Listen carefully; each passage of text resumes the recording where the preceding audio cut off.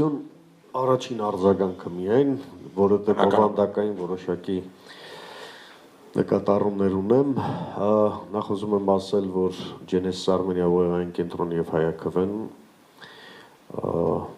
ազգային անվտանգության թե սպառնալիքների, թե ընդհանրապես հայեցակարգային մոտեցումների, թե ռազմավարության առումով նույն գծում են գտնվում գրեթե որոշակի տարբերություններով եւ բավական երկար ճանապարհ են անցել միասին համատեղ քննարկումների, այդ թվում տեքստային մտքերի փոխանակման ոչ միայն զրույցների մակարդակով, ինչը բնականաբար հարստացում է մեր համատեղ գիտելիքների բանկը եւ այդ բանկը պիտի դրվի հանրության դատին եւ դառնա պետական քաղաքականության համապատասխան ինստիտուտների եւ գործիքակազմի որդեգրման դեպքում։ Քիչ առաջ պարոն Աթանեսյանը շատ հետաքրքիր դեպք մեջ բերեց, այսինքն իրադարձություն 2007 թվական, այո, մենք երկուսս էլ եղել ենք Դրաստամատ Կանայանի անվան ազգային ռազմավարական հետազոտությունների ինստիտուտում եւ որպես քաղաքագետներ մենք գիտենք նաեւ բանավիճել բազմաթիվ հարցերում։ Այստեղից պիտի սկսեմ որպես առաջին հայց, ինչը պարոն Չալաբյանը նաև ասաց, ես կտրականապես դեմ եմ մտքին, որ մենք ռազմավարական մտածողություն չունենք։ Դա սեփական ինքնությունը ոչ թե թերագնահատելու կամ գերագնահատելու, այլ լավ չճանաչելու կամ ուշադրություն չդարձնելու հետևանք։ Միթե հայության ռազմավարական մտածողությունը չէր առաջինը դիեզերքում կանխատեսել համաշխարհային ամենամեծ կրոնի ընդլայնումը։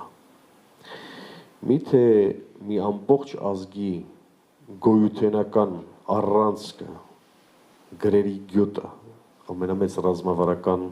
ուղղությունը չէր հայության համար ընդհանրապես մտածողության առումով։ Միթե Ժան Բոդենից 4 դար առաջ Մխիթար Գոշի դատաստանագիրքը եւ պետության ձևերի եւ կառավարման մոդելների մասին նեոպլատոնական մոտեցումները ցույց տալ եւ ամբողջ աշխարհին նվիրել այդ ամբողջը ռազմավարական մտածողություն չէր։ Միթե Հովսեփ Էմինը, Մովսես Բաղրամյանը, Շահամիր Շահամիրյանը ռազմավարներ չէին աշխարհի մակարդակով, երբ ամբողջ բրիտանական նավատորմը թույլ տվություն էր խնդրում իրենցից երթևեկելու կամ նավարկելու։ Ասել կուզի, մենք ավելի շատ կաղում ենք տակտիկայից։ Մենք իրար հետ լեզու գտնել չենք կարողանում։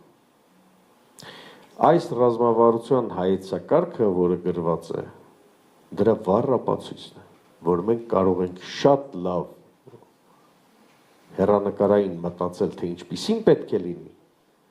բայց մենք գործիքակազմը, որով մենք այդ հարցերի պատասխանը կտանք, թե ինչպես պետք է լինի, այդտեղ կաղում ենք, ինչը պարոն Վարդանովը ալեգորիկ փորձեց նաև ներկայացնել։ Տեսեք, առաջին հայացքից ինձ համար սա շատ հոգեհարազատ փաստաթուղթ է, իհարկե կան լրջագույն խնդիրներ, որոնց պետք է ավելի ծարակշիռ անդրադառնալ, դիցուկ առողջապահության ոլորտը չկար պարոն Քերոբյան այստեղ։ Եվ ես կարծում եմ, որ ցանկացած պետություն, որը ազգային անվտանգության ռազմավարությունը մշակում կամ հայեցակարգ է գրում, իսկ զուտ փակագից բացեմ, ես ավելի քան 14 տարի մինչև ինձ կհեռացնեին Երևանի պետական համալսարանից, դասավանդել եմ իշարս այլ առարկաների, դասավանդել եմ նաև մի կուրս, հատուկ բարձր կուրսերի համար, որը կոչվում էր ազգային անվտանգության հայեցակարգերի համեմատական վերլուծություն, որտեղ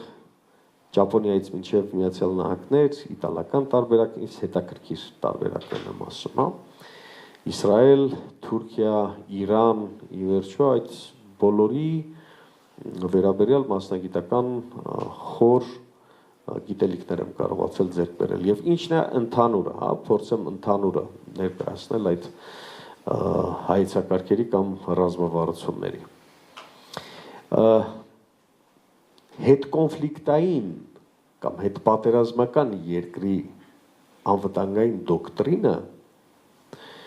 իրավունք չունի լինել կաղ, իրավունք չունի լինել անատամ, իրավունք չունի խոսել ընդհանրական փափկասուն խոսքերով եւ եզրույթներով։ Հետկոնֆլիկտային երկրի ռազմավարական վերազարթոնքի առանցքը պաշարված ամրոց դառնալու կոնցեպտն է։ Երբ դու խոսում ես համապարփական վտանգության մասին եւ փորձում ես ռազմավարական բոլոր մոտեցումները կենտրոնացնել պետության տարածքային ամբողջականությունը, ինքնիշխանությունը եւ ընդհանրապես ինքնուրույնությունն ու անկախությունը պահելու հանգամանքի վրա, դու պետք է դուրս գաս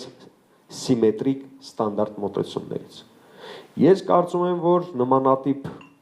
հայեցակարգերով մենք ամբիցիա չենք դնում մեր պետության մեջ։ Եվ վայն է եկել այն պետությանը, որը ամբիցիա չունի։ Հաթաթատամներս քաշում են։ Մա հարց եմ տալիս, կոռելացիան խնդրում եմ ասեք այս հայեցակարգի եւ անկախության հռչակագրում նշված նվազագույնի 2-3 դրույթների, կետերի բացակայության կամ արկայության միջև, որով այս պետությունը, մեր պետությունը հետ անուն չեմ ուզում տալ պարզապես չփախցեմ այս քննարկումը, բայց ստիպված եմ այլ եզրույթ չկա։ Հետ Նիկոլյան Հայաստանում արդյոք նմանատիպ հայեցակարգային մոտեցումներով մենք կկարողանանք դնել ամբիցիա եւ վերադարձնել այն շնատամները այս պետությանը, որպեսզի կարողանա շրջապատված կամ շրջափակված ամրոցի տրամաբանությամբ կարողանա աշխատել թե ոչ։ Ես այստեղ չեմ տեսնում դա։ Ոչ թե որովհետև մեր ընկերները թույլ են մայրենից կամ չեն կարող շնշող եզրույթներով լցնել փաստաթղթը։ Ոչ, ես չեմ տեսնում, որովհետև հասարակական տրամադրվածությունը չեմ տեսնում դա։ Այդտեղից է գալիս, որովհետև դուք ձեր ուժը, մենք մեր ուժը վերցնում ենք ժողովրդից, ժողովրդի կամքից, ժողովրդի ցանկությունից։ Երբ որ ըստ էության կքննարկենք, ես որոշ փոփոխություններ կառաջարկեմ ընդհանրապես, որովհետև մենք սովոր ենք թեզ անտիթեզի սկզբունքով աշխատել եւ յուրաքանչյուր փաստաթղթ որ տեսնում ենք, այդ անպայման պիտի մեր առաջարկները ներկայացնենք կամ ասենք որտեղ կարելի է ուղղել, որտեղ կարելի է ուղղորդել, բայց փաստաթղթը ընդհանուր առմամբ մի փոքր կարծր կոշտ տոնայնություն եթե ստանա, ինքը կարող է հավակնել այնպիսի ռազմավարության, որը այս տարածաշրջանում ոչ թե կխոսի միայն հայկական էթնիկ տարի կամ հայկական էթնոսի գոյատևման, այլ վստահ եւ խոստումնալից շարունակականության եւ զարգացման մասին։ Պարոն Գասպարյան, շնորհակալ եմ իրական, որ նշաձողը բարձրացնում եք, մենտալ ձեր հետ համաձայն է, որ դա պետք է անել, կարծում եմ, սակայն գուցե դա պետք է անել փուլային, քայլ առ քայլ, որպեսզի մենք մեր հասարակությանն էլ չկորցնենք ընթացքում եւ կարողանանք մեր հետևից տանենք։ Ես իրականում